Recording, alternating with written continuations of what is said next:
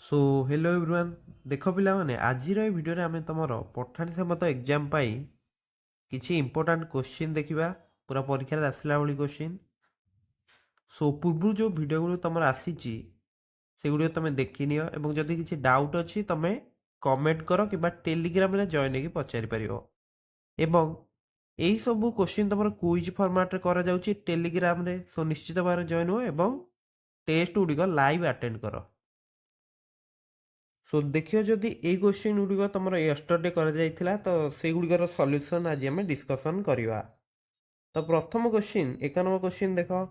X जन लोक दिन को एक्स घंटा काम करी एक्स दिन में एक्स टी पदार्थ तैयारी करी पारंती ताहेले वाई जन लोक दिन को वाई घंटा काम करी वाई दिन में केतोटी पदार्थ तैयारी करि परिबे। सो देखो क्वेश्चन तुमको कौन दीजिए एक्स जन लोक दिन को एक्स घंटा काम करी एक्स दिन में एक्स टी पदार्थ तैयारी करछंती। बुझी होची ना। सो देख ये तुम गोटे फर्मूला रही M1D1H1/W1 इक्वाल टू M2D2H2/W2 है। एम हूँ तुम प्रथम जी माने M1 एटी तुम एक्स अच्छी दिन संख्या माने एक्स दिन तो D1 भी अच्छी तुम केते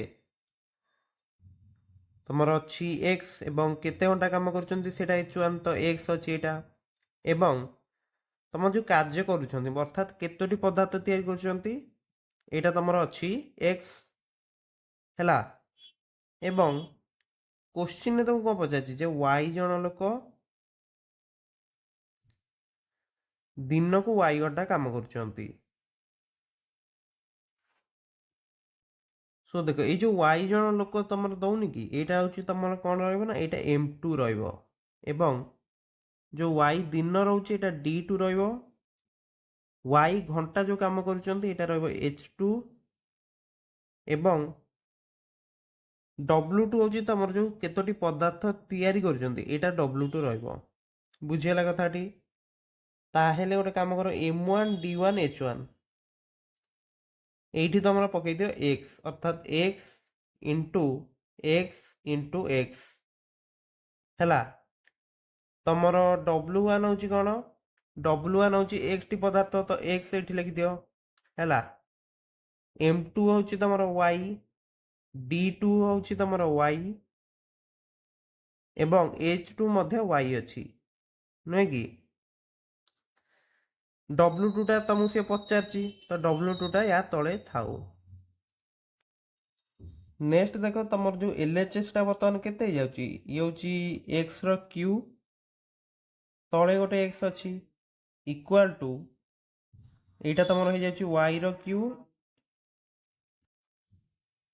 बर्तमान तुमर ये जो W2 टा एपटे अच्छी ताहेले गोटे काम कर W2 टा को नै आस LHS को तो एटा ऊपर को आसीबो कारण एपटे तळे थिला ना एपटे आसले कोन ऊपर को आसीबो।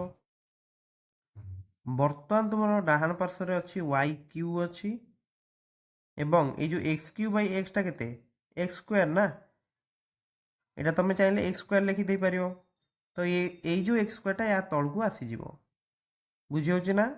ये गोटे स्टेप तुम लिखिपार X square equal to Y Q by W2 तो W2 जब एपट को आसी जाऊँगी ताले एक्स स्क्वायर टा या तल को आसो ताहेले एठी तुम आंसर होची ए है। ऑप्शन ए होची करेक्ट। सो बुझीपार तो केमती कर फर्मूलाटी मन रखिदेव है कारण यही क्वेश्चन तुम ये फर्मूलाटी तुम यूज कर M1D1H1/W1 इक्वाल टू M2D2H2/W2 बुझी तो। सो नेक्स्ट क्वेश्चन देखा। सो देख क्वेश्चन नंबर 2 तुमको देख ये केतोटी न अच्छी टोटाल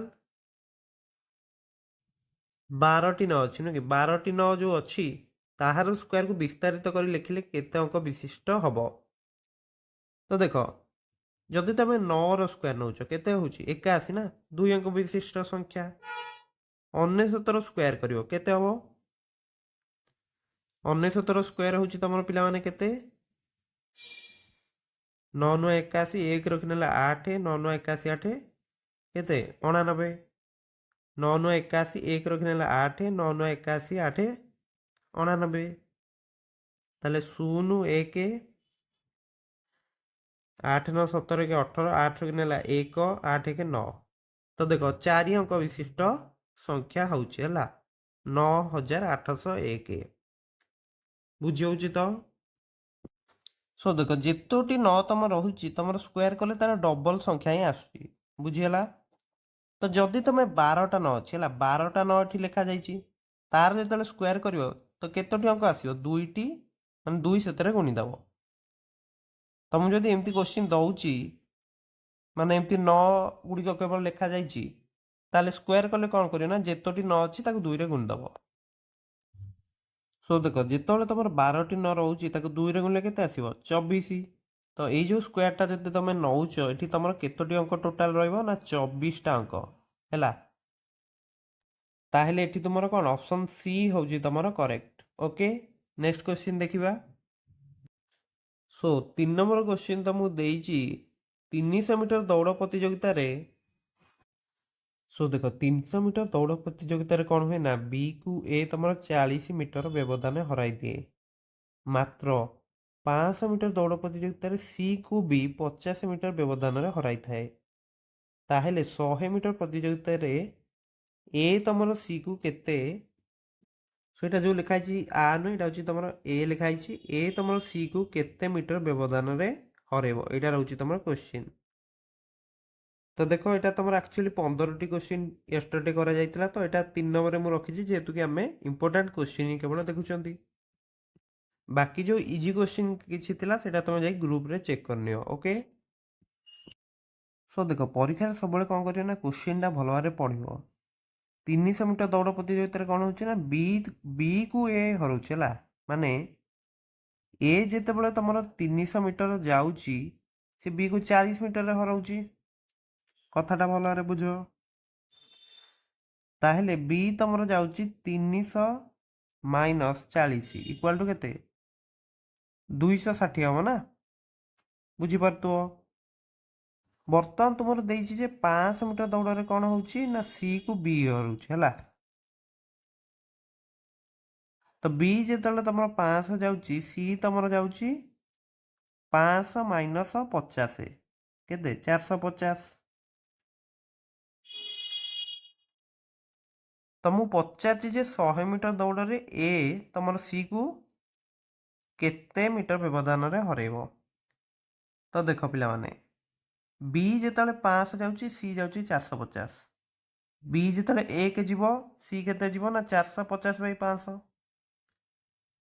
ଏବଂ ବି ଯେତେବେଳେ ତମର 260 ଯିବ 260 ଯେତେବେଳେ ବି ଯିବ ସି କେତେ ଯିବ ନା 450/500 ଗୁଣନ 260 ବୁଝିହେଲା ତ।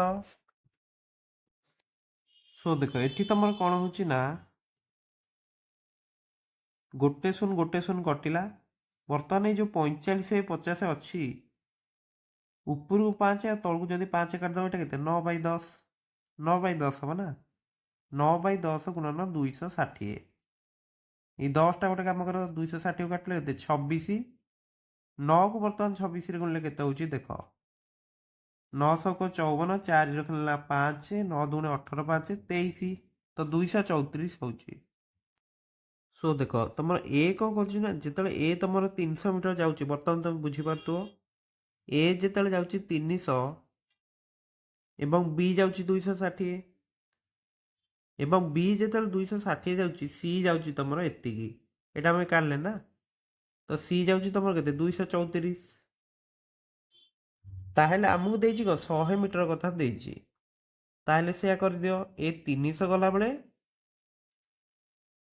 300 ଗଲାବେଳେ ସି କେତେ ଯାଉଛି 234। ତାହେଲେ ଏ ଯେତେବେଳେ 100 ଯିବ ମାନେ 300କୁ 3ରେ ହଲେ 100 ନା ତାହେଲେ 234 ବି 3ରେ ହରିଦିଅ ତ ତମର କେତେ ହେବ ନା 78 ବୁଝି ହେଉଛି ତ। ତାହେଲେ ସେ କେତେ ମିଟରରେ ତାକୁ ହରେଇବ 100ରୁ 78 ମାଇନସ୍ କରିଦିଅ ତ ଆସିବ 22। ତାହେଲେ ଏ ହେଉଛି ତମର କରେକ୍ଟ।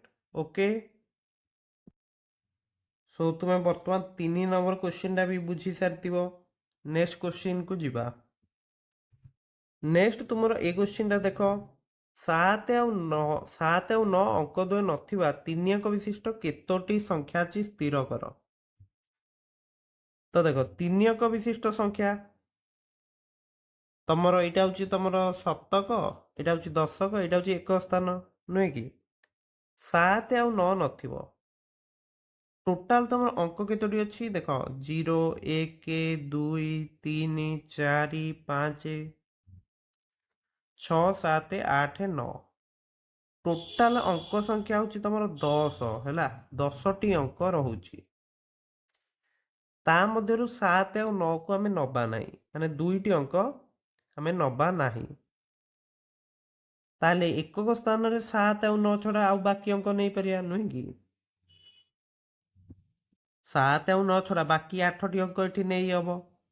ଦଶକ ସ୍ଥାନରେ ମଧ୍ୟ ସେଇ 8ଟି ଅଙ୍କ ନେଇପାରିବ। ବୁଝି ହଉଛି? କାରଣ ରିପିଟ୍ ବି କରିହବ। ଏବଂ ଏଇ ଯୋଉ ଶତକ ସ୍ଥାନ ପାଇଁ ତମେ କେତୋଟି ଅଙ୍କ ନେଇପାରିବ? ଶତକ ସ୍ଥାନ ପାଇଁ ତମର 7ଟି ଅଙ୍କ ନେଇପାରିବ। ତମେ ଭାବେ ଯେ 7 କାହିଁ ହେଲା? କାରଣ 0ଟାକୁ ଆମେ ଶତକରେ ନେଇପାରିବା ନାହିଁ। କାରଣ କୌଣସି ସଂଖ୍ୟାର ବାମ ପାର୍ଶ୍ୱରେ 0 ରହିପାରିବ ନାହିଁ।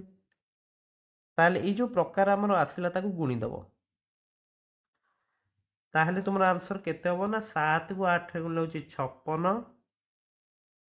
56 କୁ 8 ଗୁଣିଲେ କେତେ? 800 କୁ 48, 8 ଗୁଣିଲେ ହେଲା 4, 8 ପଞ୍ଚା 40, 4 44। ତାହେଲେ B ହଉଛି ତମର ଆନ୍ସର। ଓକେ, ବୁଝିପାରିଲ ତ? ଏଇ ଦିଟା ଯାକ ତ ବୁଝିପାରୁଥିବ 8 ଆସିଲା, କିନ୍ତୁ ଏଇଠି କାହିଁ 7 ନେଲେ ନା? କାରଣ ଏଠି 0ଟା ଆମେ ନେଇପାରିବାନି। କୌଣସି ସଂଖ୍ୟାର ବାମ ପାର୍ଶ୍ୱରେ 0 ରହିପାରିବ କି? ରହିପାରିବନି। ସୋ ବର୍ତ୍ତମାନ ତୁମେ 4 ନମ୍ବର କ୍ୱେଶ୍ଚିନ୍ଟା ବୁଝି ଯାଇଥିବ। ନେକ୍ସଟ କ୍ୱେଶ୍ଚିନ୍ ଦେଖିବା। ନେକ୍ସଟ ଦେଖ 5 ନମ୍ବର କ୍ୱେଶ୍ଚିନ୍ ତ ମୁଁ ଦେଇଛି, ଯଦି ଗୋଟିଏ ବହିର ପୃଷ୍ଠାଙ୍କ 1ରୁ ଆରମ୍ଭ କରି ଲେଖାଯାଇଥାଏ, ତେବେ ବହିଟିର ସମସ୍ତ ପୃଷ୍ଠାଙ୍କ ଲେଖିବାରେ ବ୍ୟବହୃତ ଅଙ୍କ ସଂଖ୍ୟା ନିମ୍ନ ସଂଖ୍ୟାମାନ ମଧ୍ୟରୁ କେଉଁଟି ହେବା ସମ୍ଭବ? ତ ଦେଖ, ତମେ ଯେତେବେଳେ ଅଙ୍କ ମାନେ ବହିରେ କ'ଣ 1ରୁ ଷ୍ଟାର୍ଟ ହେଇଥିବ, ତ 1ରୁ 9 ଇଏ କେତୋଟି ଅଙ୍କ ହେଲା? 9ଟା ଅଙ୍କ। ନେକ୍ସଟ ହଉଛି ତମର କ'ଣ ହବ ନା 10ରୁ 99। ଏଇ ଯୋଉ 10ରୁ 99 ଇଏ କ'ଣ ହବ? ପ୍ରତିଟି ସଂଖ୍ୟାରେ ହଉଛି 2ଟି ଲେଖାଏଁ ଅଙ୍କ ଏବଂ ଏ ଟୋଟାଲ କେତେ? 90ଟା ସଂଖ୍ୟା ହବ ନା? 90ଟା, କାରଣ 2 ଅଙ୍କ ବିଶିଷ୍ଟ ଟୋଟାଲ ସଂଖ୍ୟା କେତେ? 90ଟି। ତମକୁ ଯେତେବେଳେ ପଚାରିଥିବ ଯେ n ଅଙ୍କ ବିଶିଷ୍ଟ ସଂଖ୍ୟା ଏମିତି ଦେଇଛି ହେଲା, କେତୋଟି ସଂଖ୍ୟା ଅଛି? ଯଦି ମୁଁ ପଚାରିବି ଯେ 3 ଅଙ୍କ ବିଶିଷ୍ଟ ମୋଟ ସଂଖ୍ୟା କେତୋଟି ଅଛି, ତମେ କ'ଣ କରିବ ନା ଫାଷ୍ଟ 9 ଲେଖିଦବ, ତାପରେ ଯେତିକି ଅଙ୍କ ଦେଇଛି ସେଥିରୁ 1 ମାଇନସ୍ କରି ସେତିକି ଶୂନ ଲଗେଇଦବ। ତାହେଲେ 3 ଅଙ୍କ ବିଶିଷ୍ଟ କେତୋଟି ସଂଖ୍ୟା ଅଛି? 900। 2 ଅଙ୍କ ବିଶିଷ୍ଟ କେତୋଟି ସଂଖ୍ୟା ଅଛି? 90। ଏମିତି କରିବ। ବର୍ତ୍ତମାନ ତୁମେ ଦେଖ, ଇଏ ହଉଛି 9ଟା ଅଙ୍କ, ଇଏ ହଉଛି ତମର 2 କୁ 90 ଗୁଣିଲେ କେତେ? 180। ତାହେଲେ 9 ଯୁକ୍ତ 180 ଇଏ ଟୋଟାଲ କେତେ ହେଲା? 189ଟି ଅଙ୍କ ହେଇଗଲା, ନୁହେଁ କି? ବର୍ତ୍ତମାନ ତୁମେ ଚେକ୍ କରିବ ଯେ ଏଇଥିରୁ ମାଇନସ୍ କରି ଚେକ୍ କରିବ ଯେ କୋଉଟା 3 ଦ୍ୱାରା ବିଭାଜ୍ୟ ହଉଛି। ଦେଖ, 1997ରୁ ଯଦି 199 ମାଇନସ୍ କରୁଛ କେତେ ଆସୁଛି? 1 ଆସିଲେ କେତେ? 17ରୁ 9 ଗଲେ 8, ଏଠି 8 ଅଛି ତ 8 1 ନେଇ ଆସ, 18ରୁ 8 ଗଲେ 10, ସରି 8 ଅଛି ମାନେ 8ରୁ 8 ଗଲେ 0, 9ରୁ 1 ଗଲେ 8, ଇଏ 1। ବର୍ତ୍ତମାନ ତୁମର ଗୋଟିଏ କଥା ବୁଝ, ବହିରେ ଯୋଉ ପୃଷ୍ଠା ଅଛି ତମର 99 ଯାଏଁ ପଳେଇଲା, ତାପରେ 100ରୁ କେତେ ଗୋଟେ ପୃଷ୍ଠା ଯାଏଁ ଥିବ, ବୁଝି ହଉଛି ନା? ତ ବାକି ଯେତିକି ସଂଖ୍ୟାଟି ହବ, ଏଇ ଯୋଉ ସଂଖ୍ୟାଟି ଆମର ଆସିବ, ସେଇଟା ନିଶ୍ଚିତ ଭାବରେ 3 ଦ୍ୱାରା ତ ବିଭାଜ୍ୟ ହବ ନା? କାହିଁକି ନା ଯେହେତୁ 100ରୁ ଷ୍ଟାର୍ଟ ହଉଛି ଏବଂ ଗୋଟେ ଯାଏଁ ଯିବ, ତାହେଲେ ପ୍ରତିଟି ପୃଷ୍ଠାରେ 3ଟା ଅଙ୍କ ରହୁଛି। ତାହେଲେ ଯୋଉ ସଂଖ୍ୟାଟା ତମର ଆସିବ ସେଇଟା 3 ଦ୍ୱାରା ବିଭାଜ୍ୟ ହେବା ଦରକାର, ନୁହେଁ କି? କିନ୍ତୁ 1808ଟା ଆମର ହବ କି? 1808 ହବନି, କାରଣ 3ରେ ଯେତେବେଳେ ଆମେ ହରଣ କରୁଛନ୍ତି 6 ଆସିଲା, ତାପରେ 0, ତାପରେ 8 ପାଇଁ କେତେ? 2 ପକେଇବା। ଏଠି ତମର କ'ଣ ହଉଛି ନା ଭାଗ ଶେଷ, ଆମେ ଦେଖୁଛ 1808ଟା କ'ଣ ହଉଛି ନା 3ରେ କଟୁନି, ଭାଗ ଶେଷ 2 ଆସିଯାଉଛି।